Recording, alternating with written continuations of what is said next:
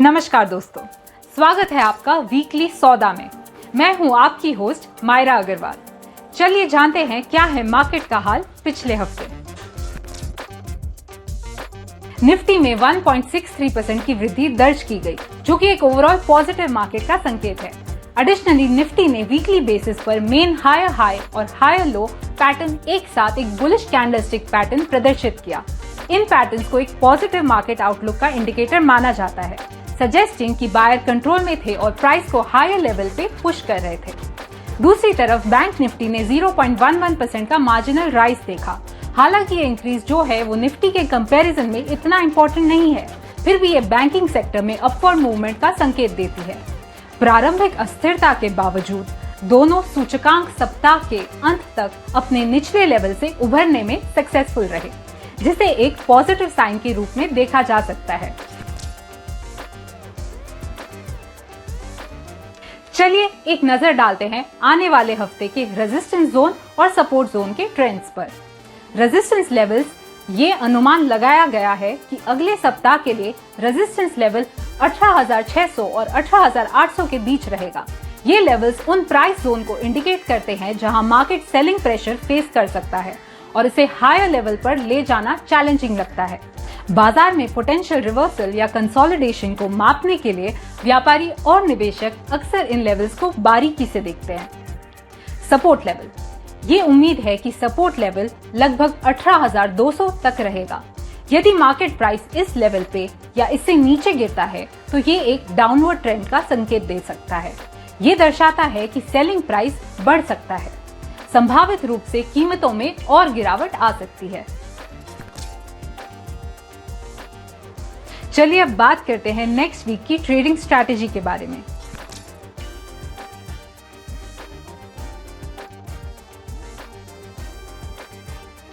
Bank Nifty इस समय अपने अब तक के हाईएस्ट लेवल के पास कंसोलिडेट हो रहा है। कंसोलिडेशन आमतौर पर यह सजेस्ट करता है कि एग्जिस्टिंग बुलिश ट्रेंड की पोटेंशियल कंटिन्यूएशन से पहले ट्रेंड में ठहराव की जरूरत है। डाउ थ्योरी के अनुसार बुलिश ट्रेंड की पुष्टि के लिए निफ्टी और बैंक निफ्टी दोनों को एक ही दिशा में बढ़ना चाहिए।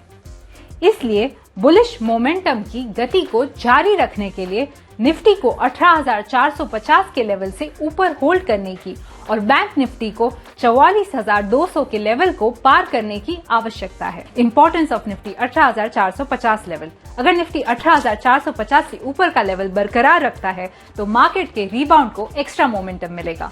इससे पता चलता है कि 18,450 के ऊपर के प्राइस लेवल मेंटेन रखने से बुलिश सेंटिमेंट और मजबूत हो सकती है और संभावित रूप से आगे की ओर बढ़ सकती है। हालांकि इस लेवल से ऊपर बने रहने में फेल हो गए तो इसका रिजल्ट ये निकलेगा कि एक तो कंसोलिडेशन हो सकता है, जो एक तरफा गति की अवधि या बाजार की प्रवृत्ति में ठहराव का संकेत देता है। Importance of bank Nifty 44,200 level. Bank Nifty 44,200 के लेवल पर लगातार स्ट्रॉन्ग रेजिस्टेंस का सामना कर रहा है। अगर 44,200 से ऊपर ब्रेकआउट होता है तो हम अनवाइंडिंग कॉल्स की गति देख सकते हैं, जो इसे 44,500 और 44,700 के जोन की ओर ले जा सकती है। चलिए उन खबरों की तरफ रुख करते हैं जो अगले हफ्ते मार्केट को अफेक्ट कर सकती हैं। इकोनॉमिस्ट ने चाइना ग्रोथ फोरकास्ट को ट्रिम कर दिया है।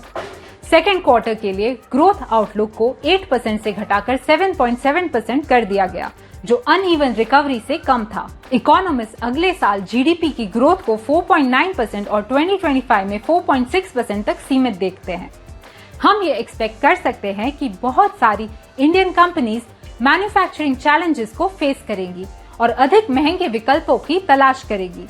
इसके अलावा अगर ग्लोबल रिसेशन होता है तो इंडिया को अपने इन्फ्लेशन रेट्स में भारी उछाल के साथ साथ एक्सपोर्ट में मंदी और इंडियन रुपी का और कमजोर होने का भी सामना करना पड़ेगा। One stock recommendation with technical on why we are suggesting it. IDFC limited current market price 95.10। Weekly time frame पर stock higher end of range के साथ हायर लो फॉर्मेशन पर ट्रेडिंग कर रहा है।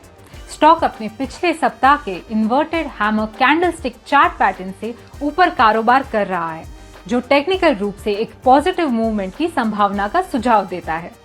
स्टॉक 2015 से अपने पिछले स्विंग रेजिस्टेंस पर काफी हद तक टूट गया है, जो एक और अप ट्रेंड ला सकता है। Buy in the range of 93 to 95.10, stop loss 88, target 105। तो ये थी हमारे हफ्ते भर की मार्केट की खबरें। आई होप आपको क्लैरिटी मिली होगी कि मार्केट में क्या चल रहा है और क्या होने वाला है। तो सोच समझ के मार्केट में आइए और ट्रेडिंग करते रहिए। मिलते हैं नेक्स्ट वीकली सौदा में। नमस्कार। Investments in the securities market are subject to market risk. Read all related documents carefully before investing.